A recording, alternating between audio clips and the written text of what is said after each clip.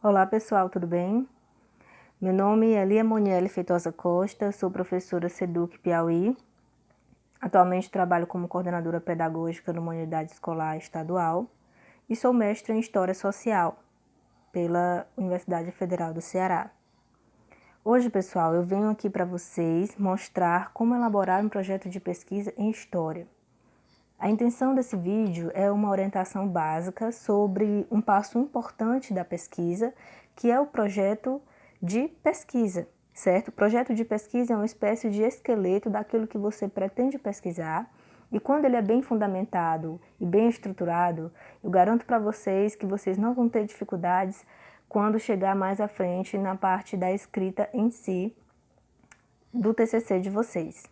Então, para isso é importante que a gente aprenda como fazer o projeto, entenda todas as suas partes, todos os seus meandros e que consiga concretizá-lo. Então, se vocês quiserem ver dicas interessantes sobre o projeto de pesquisa em História, venham comigo.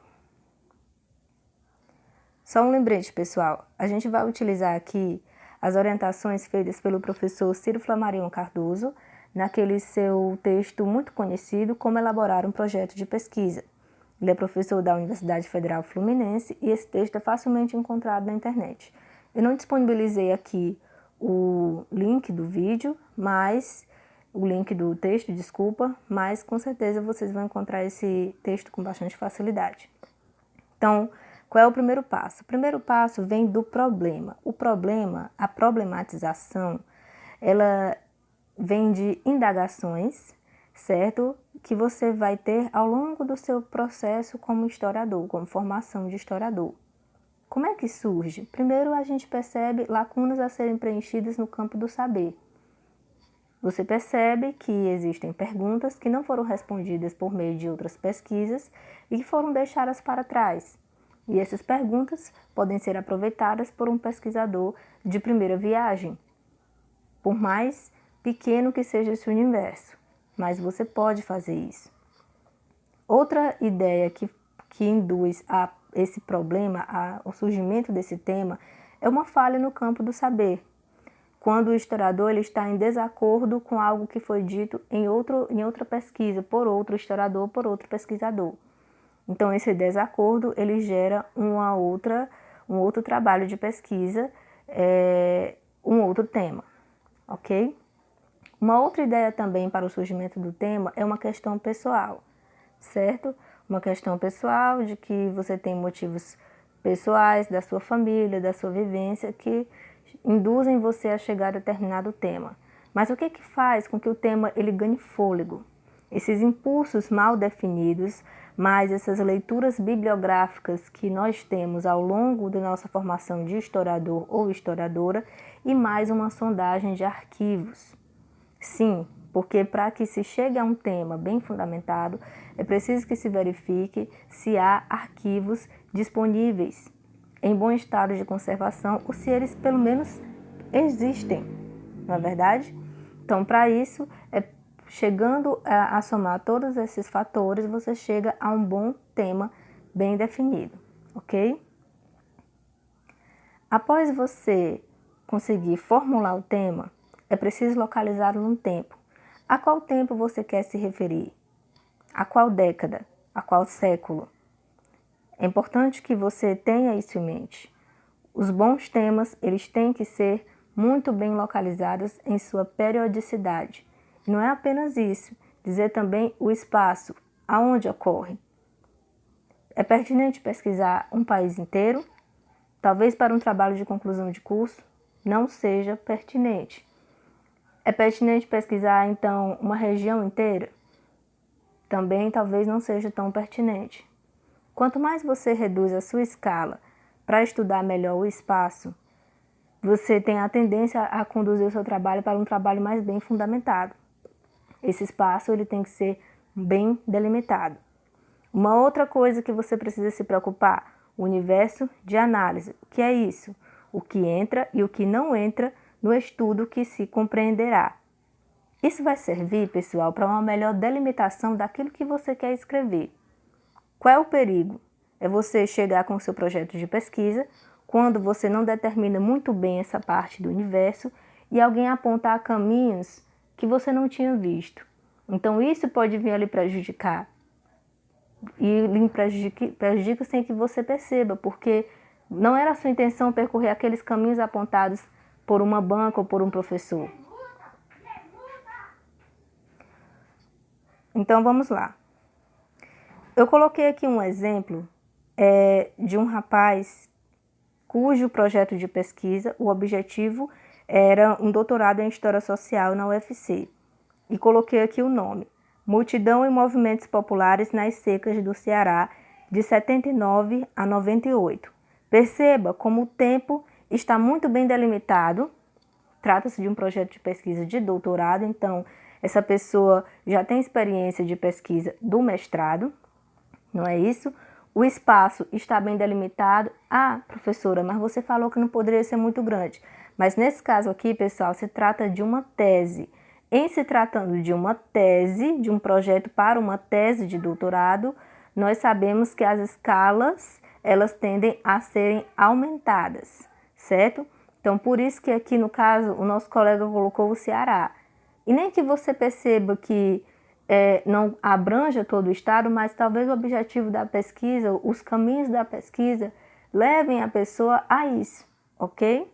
E o universo de análise que ele não vai estudar não é qualquer coisa, não é qualquer tema, ele vai estudar multidão e movimentos populares. Então, se você tem mais ou menos uma noção do que engloba esse universo, você vai saber do que se trata o trabalho do Rui Gondim Pereira, ok? Vamos agora para o critério de relevância. Esse é um tema é uma questão muito cara para as pessoas que escrevem projeto de pesquisa. Porque o critério de relevância é o quê? O tema, pessoal, ele deve ter importância, ele deve ter uma relevância social. Por exemplo, será que eu posso pesquisar o bairro em que eu moro? Somente o bairro? Eu vou pesquisar só o bairro, vou fazer uma espécie de biografia do meu bairro. Vou fazer um trabalho bem feito, vou entrevistar as pessoas, mas será que isso vai ter uma relevância social se eu não souber fazer uma ligação, por exemplo, com as migrações que ocorriam para a região de Teresina na década de 70? Não vai ter uma relevância social tão grande. Então é importante, pessoal, que vocês saibam fazer uma ligação com um contexto maior. Eu não estou dizendo que você não pode pesquisar o seu bairro, mas contanto que você demonstre que tem um domínio de contexto local, mas também de contexto nacional, certo? Fazer essa ligação, essa ponte entre todos esses fatores. Um exemplo aqui que eu coloquei, e até falei aí, atentar às prioridades sociais do momento em que se vive. Por exemplo, essa tese da autora Cristiana Costa da Rocha, da Federal Fluminense, A Vida da Lei, a Lei da Vida, Conflitos pela Terra, Família e Trabalho Escravo no Tempo Presente. Olhando o título, talvez não se dê para perceber muita coisa, mas esse trabalho fala de contribuição para a história do campesinato, valorização do trabalho sertanejo, uma memória migrante, história das relações de trabalho, um caráter denunciativo do trabalho escravo no tempo presente e metodologia da história oral. Todos esses fatores que eu acabei de ler são bastante atuais, são bastante presentes, são bastante discutidos nos jornais, até mesmo em manchetes de jornais e pela opinião pública, né? Se tratando de trabalho escravo que nós sabemos que não acabou, certo?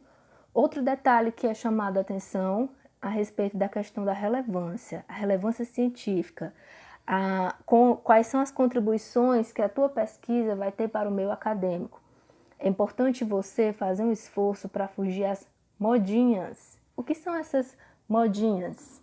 Vamos supor que de repente um grupo de 5, 6, 7 historiadores começa a pesquisar todos ao mesmo tempo o mesmo tema.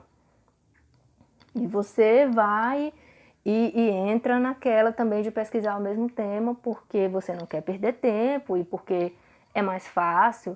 Mas, pessoal, depois de alguns anos, o seu trabalho não vai ter muita relevância. Até porque nós sabemos que quando se entra muito nessas modinhas, os trabalhos eles tendem a repetir as mesmas informações. Então, vamos ter cuidado com isso aí. Viabilidade. O meu trabalho, o meu projeto que eu estou desenvolvendo para a minha pesquisa é viável? Como é que eu vou saber disso? Temos aí alguns detalhes. Recursos humanos, você tem que evitar uma ambição desmedida. O que é ambição desmedida? É você ter cuidado de não colocar, por exemplo, um recorte temporal muito grande. É você não colocar, por exemplo, quero estudar toda a região Nordeste para um trabalho de conclusão de curso, que é um tempo muito pequeno e você não tem como estudar tudo isso, você não tem como ir atrás das fontes, você não tem recursos materiais, que é o segundo item colocado aí. A questão das bolsas, o acesso à documentação. Às vezes você quer trabalhar com cartas pessoais, as pessoas não querem ceder suas cartas. Então, tudo isso você tem que levar em consideração quando for considerar que seu trabalho é viável ou não, certo?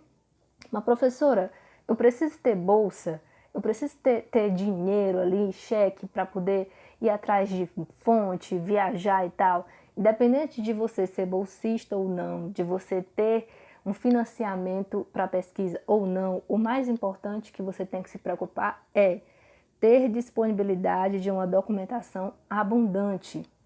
Nesse momento, você precisa que a documentação, seja ela de fontes escritas, de fontes orais, seja ela fontes materiais, quadros, imagens, é preciso que essa documentação tenha em número o suficiente para que você conduza uma boa pesquisa, independente de ter recurso financeiro ou não, ok? Vamos agora ao critério de originalidade. Professor, é muito difícil pensar um tema original, eu não consigo. Você tem que pensar com o que a sua pesquisa vai contribuir de novo. Como eu chego a isso? Você pode chegar a isso através de temas não pesquisados antes, e aí quando a banca e os demais professores da instituição batem o olho no seu trabalho, vão dizer, esse tema aqui é inovador. Eles têm mais experiência de leitura do que você e eles vão poder te dizer que o teu tema, de certa maneira, vai trazer uma originalidade para as demais contribuições acadêmicas. Trabalhados anteriormente, mas só que à luz de novas documentações, outros enfoques teóricos metodológicos e rebatendo teses aceitas anteriormente. Dessa maneira também você pode chegar a um bom tema de pesquisa e com certeza vai apresentar algo de original. Um exemplo que eu coloquei aqui é desse autor, Diego Estevam Cavalcante, mestre pela Federal do Ceará. Tá aí o link da dissertação de mestrado dele. E o tema, A Planta e o Tempo, Ciência, Técnica, Natureza e Progresso nos Impérios da Botânica, Ceará, Brasil, Portugal, séculos 18 e 19. Aqui já vai mais, pessoal, para a ideia da história ambiental, certo? Mas ele basicamente trabalha com a ideia do que se considerava botânica, da preocupação que Portugal teve a partir desse período elencado aí pelo autor, com as plantas brasileiras, com o destino de plantas medicinais, com a questão da agricultura. Então ele vai estudar justamente isso. E esse tema, ele se caracteriza como um tema inovador, certo? Por mais que essas fontes tenham sido trabalhadas de outra maneira por outros pesquisadores, mas ele soube restringir a um espaço e a um período que soube construir um tema original, certo? Agora nós vamos a uma questão muito importante da elaboração do projeto de pesquisa, que são os objetivos. Objetivos, pessoal, devem ser expostos brevemente e com muita clareza. O que é isso? Não enrole. Seja claro, seja bastante preciso. Geralmente, em torno dos objetivos, são construídos os capítulos ou tópicos da pesquisa, certo? Primeiramente, os projetos, eles obedecem a uma ordem. Tem um objetivo geral, né, que é aquele tema proposto, e tem os objetivos específicos, certo? Esses objetivos específicos geralmente é o que estrutura os tópicos, né? Porque você não vai escrever um texto corrido na forma por mais que seja pequeno, ou um artigo, algo do tipo, mas não vai ser um texto corrido. Então, você vai ter que quebrar em tópicos, minimamente. Aqui eu coloquei para vocês alguns exemplos de verbos que servem para começar esses objetivos. Conhecer, compreender, analisar, investigar. Todos eles abrem chaves de leitura. Eles servem para que qualquer leitor possa entender quais são os seus objetivos, ok? As hipóteses do trabalho, os objetivos específicos, como eu já tinha colocado. Como é que se chega a uma hipótese? Você delimitou o tema, como está colocado aí, o problema. Aí você vai quebrar esse tema em problemas menores. E esses problemas menores é que vão dar origem às hipóteses. Que são as hipóteses? São respostas provisórias ancoradas em alguma teoria. Para que você chegue às hipóteses, você vai pensá-las de acordo com uma teoria que geralmente o professor da disciplina de TCC ou o professor da disciplina de projeto de pesquisa vai perceber a sua inclinação para determinado tema e vai apontar qual é a matriz teórica que vai te ajudar melhor a pensar o seu projeto de pesquisa, certo? Como é pensada a hipótese científica? Ela tem que ter um caráter geral ou aplicável à parte dos casos, verificação com documentação e método, sempre, e devem ser formulados também com clareza e concisão. Quando as hipóteses elas não são formuladas dessa maneira, quer dizer que você tem uma falha na base teórica, ou você não fez leituras suficientes, por isso as suas hipóteses parecem fraquinhas. À medida que você lê sobre o seu tema, você vai levando a novas perguntas, mas não são perguntas bobas, são perguntas muito mais bem formuladas, ok? Não esquecendo, pessoal, que a hipótese, ela também é um critério de pertinência. Em que sentido, professora? Se a sua hipótese der falsa, aquilo que você pensava sobre determinada questão do seu tema for falso, quer dizer que uma parte dos documentos já não vai servir para você. Então, aquilo que não me serve no momento, você pode retirar e você vai se debruçar sobre as fontes que realmente podem te levar a algum caminho, ok? Quadro teórico. Pessoal, lembrando que o quadro teórico não é que você vá demonstrar através da sua escrita tudo o que você entende sobre determinada teoria. Até porque ler isso em projetos de pesquisa é muito irritante. Então, o que é que você precisa se preocupar de fato quando for construir o seu quadro teórico? Primeiramente, você pode fazer isso de duas maneiras, de forma implícita ou explícita. A sugestão que a gente dá para quem vai fazer um projeto de pesquisa pela primeira vez é que você sempre seja muito explícito quando vai escolher determinada matriz teórica. Então, seja bem claro que você está trabalhando com determinado autor e com determinada ideia. A teoria aliada ao tema proposto e às hipóteses, é assim que você deve escrever. Nunca só escrevendo sobre o teórico e aquilo fica descolado do resto da pesquisa. Não, tem que ser sempre pensando dentro do tema da pesquisa. Coloquei aqui um exemplo para vocês, também do Francisco Rui Gondim Pereira, e vejam a maneira como ele insere o conceito de economia moral elaborado pelo E.P. Thompson. Aí ele coloca aí, apropriando-se da noção, observa como ações diretas da multidão estão relacionadas à percepção sertaneja de que, por mais que a pobreza seja generalizada, ela não alcança toda a sociedade. Então, o tema, a ideia de economia moral ajudou a pensar a sua pesquisa. Coloquei aqui mais uma parte, ele citando Max Savage, de 2004, como elemento constitutivo da classe trabalhadora, uma ideia dele de insegurança estrutural, possibilita ampliar a compreensão das formas de sobrevivência destes sujeitos. Savage afirma que, além de permitir perceber as pressões estruturais à vida dos trabalhadores, a ideia pontua a urgência de exame da enorme variedade de táticas que podem escolher para cuidar de seus problemas, da luta contra os patrões, formação de cooperativas, demanda por amparo estatal, tessitura de redes de solidariedade vicinal, das estratégias de aquisição de bens para o sustento familiar. Então a pessoa pega não apenas o conceito, mas utiliza o conceito para ajudá-lo a pensar o seu tema, as suas problematizações. Pessoal, e sempre no sentido de que o que nós estamos fazendo, o que você está fazendo, está construindo no seu projeto de pesquisa, é conforme pensava Mark Bloch aí nessa readaptação, né, de 2001, no seu livro Apologia à História, o ofício do historiador. O que ele ressalta? Pedaços inteiros do passado só puderam ser reconstituídos assim.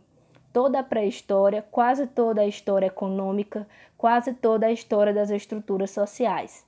No próprio presente, quem de nós, em lugar de todos os jornais de 38 ou 39, não preferiria ter em mãos algumas peças secretas da chancelaria, alguns relatórios confidenciais de chefes militares? Acima de tudo, esses indícios que, sem premeditação, o passado deixa cair ao longo de sua estrada, não apenas nos permitem suplementar esses relatos quando estes apresentam lacunas ou controlá-los, caso sua veracidade seja suspeita. Eles afastam de nossos estudos um perigo mais mortal do que a ignorância ou a inexatidão, o de uma irremediável esclerose. Então, não façamos uma mera repetição do que os outros estudos já fizeram. É preciso que você, enquanto historiador, assuma o papel de formular suas próprias hipóteses a respeito de tudo aquilo que nós já discutimos antes, ok? Quinto tópico, fontes e metodologia. Primeiramente, se preocupe com o seguinte: você tem que deixar claro a tipologia das suas fontes. Quais são as fontes que têm a ver com a sua pesquisa? Você tem que fazer uma sondagem da documentação, que é aquilo que eu já falei para vocês, tomar cuidado de saber se realmente essas documentações estão acessíveis e elencar a partir de hipótese. A cada hipótese que você constrói na pesquisa, você vai lá dizer quais são as documentações que você provavelmente vai ajudar a resolver aquele problema, ok? Uma outra preocupação, metodologia. Como se pretende verificar as hipóteses formuladas partindo da documentação disponível.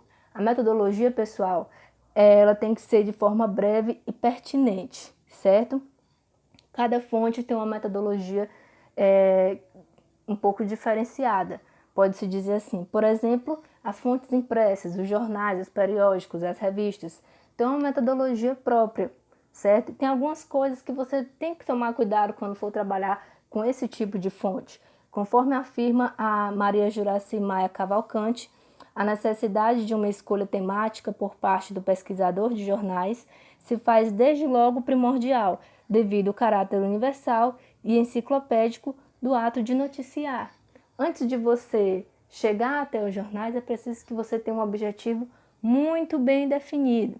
E a Tânia Regina de Luca, em Fontes Históricas, através do seu artigo que pode ser encontrado nesse livro, ela elenca algumas dicas importantíssimas, por exemplo, atentar para a ordem, edição, ausência de iconografia e de publicidade, assenhorar-se da forma de organização interna do periódico, caracterizar o grupo responsável pela publicação. Isso é muitíssimo importante e acreditem, isso aqui é uma coisa que poucos historiadores fazem, certo?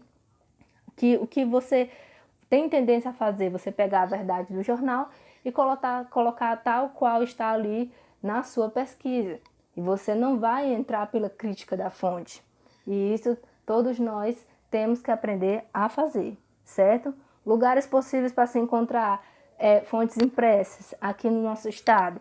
Arquivo Público Casa Anísio Brito e também muitas fontes no site de pesquisa histórica da Biblioteca Nacional, certo? Um exemplo de artigo que foi produzido utilizando fontes impressas baixadas desse site é esse artigo aí de minha autoria, Lia Moniello Feitosa Costa, O Mesquinho Pão das Mil e Uma Dificuldades, Imigrantes, Abastecimento e Tensões Políticas no Discurso do Jornal Piauiense à Época.